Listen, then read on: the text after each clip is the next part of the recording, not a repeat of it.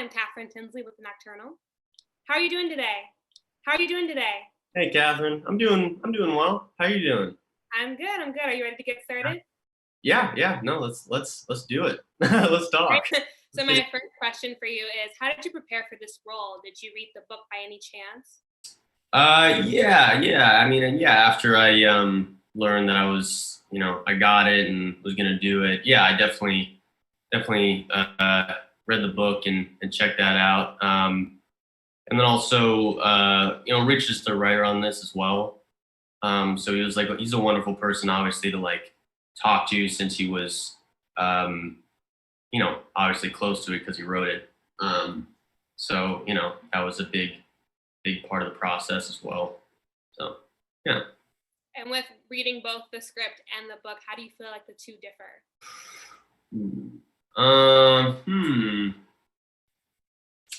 That is a good question. I mean, I haven't read the book in quite some time. Something I remember. I mean, I feel like the movie that we ended up making maybe a little bit darker than the book. I think the book maybe like a little bit lighter. I mean, also there's certain aspects that are just different, like character wise.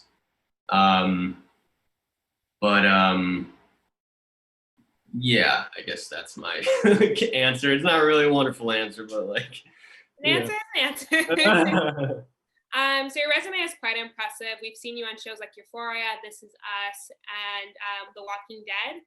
What is this role? How does it differ from your previous roles? Oof.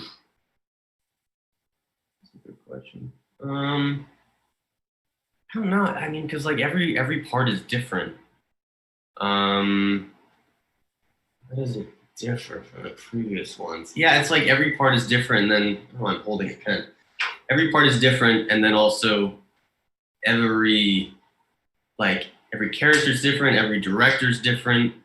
So like it's all of those combined just make for like a totally different part. But like I don't know if I could say like, I mean, if you look at like, my character on like This Is Us and then on this movie, I mean, I feel like those are like completely different people, in terms of like how they treat other people and things like that.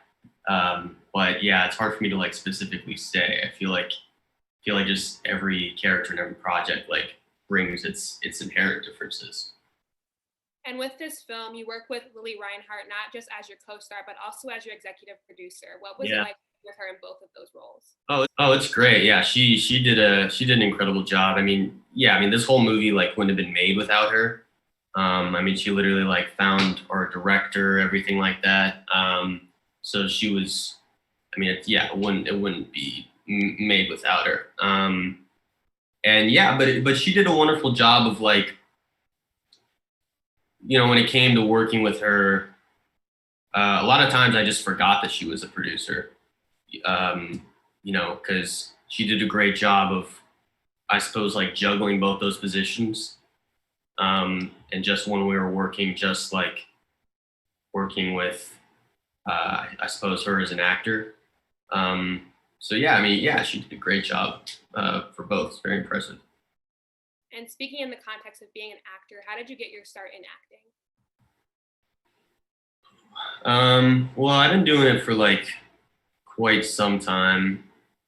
I mean, just for like fun when I was younger, when I was like a kid, and just sort of doing plays and stuff like that. I didn't do like, I wasn't doing like movies or anything like that when I was like a little kid. But yeah. Yeah. And sort of this film has an interesting title of Chemical Hearts. What does the title Chemical Hearts mean to you? Well, I think we mentioned that a little bit in the movie. I mean, it seems to be the, and I think my sister or Henry's sister Suds in the movie talks about just like the chemical reaction, I guess, that goes on in the brain when it's feeling all these emotions when it comes to like love and another person and like feeling that desire for someone else. And then hearts, I don't know. It's a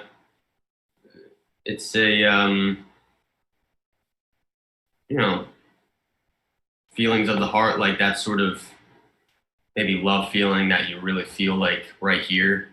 So it's perhaps a combination of the brain and heart. So Yeah. what was it like portraying both love and heartbreak in your character? It's interesting because it definitely is a I don't know. I think a roller coaster is a good word. I mean, there's the ups and downs of like Henry feeling like he's in love with her at least at the time, and then having this person that you want to love you back so deeply, then like rejecting you. So yeah, it is interesting having a person they're trying to like portray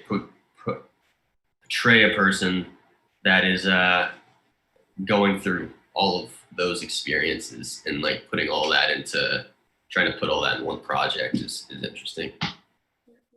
We also see your character as a writer. Were you able to take any inspiration from your character and get into writing with this role? I don't know. Probably maybe not as much as I should have. I'm not really sure. Yeah, I mean, I didn't start my own newspaper or anything like that. And the film explores the transition from like adolescence into adulthood and kind of sees it as this limbo period. What Sure. does that limbo period mean for you? Yeah, and I feel like that limbo period is maybe a period where you're having certain emotions for the first time or dealing with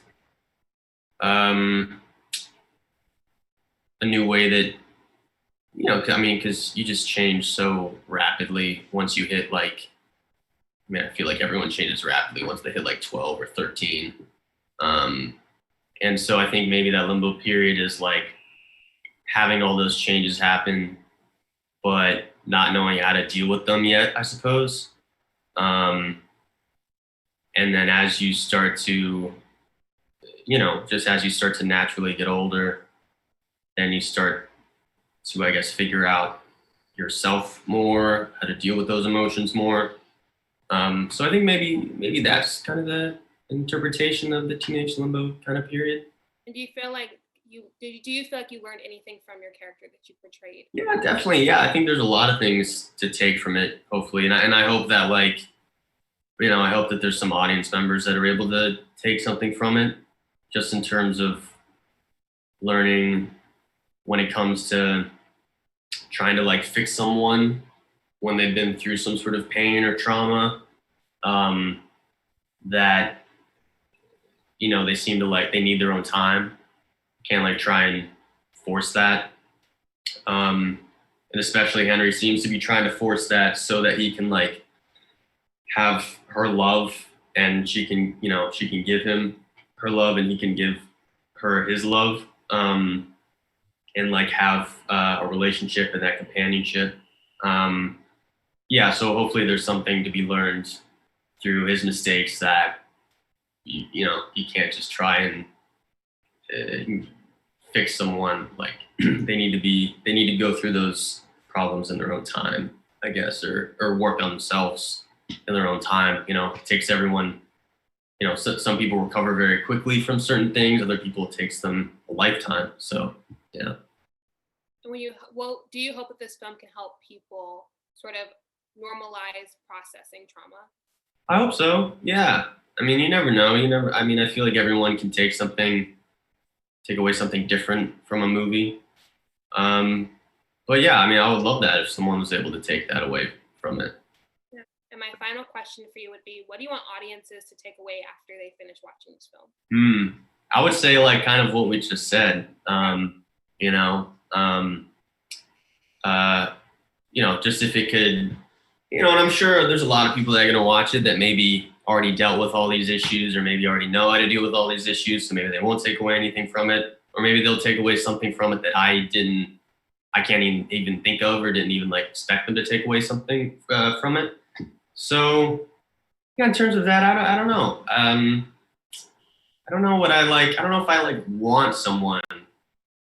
I don't know if I have like a want or like a specific desire that I want someone to like specific thing I want someone to take something away from. Just if they happen to take away anything from it, that's you know, that's cool. That's a positive thing.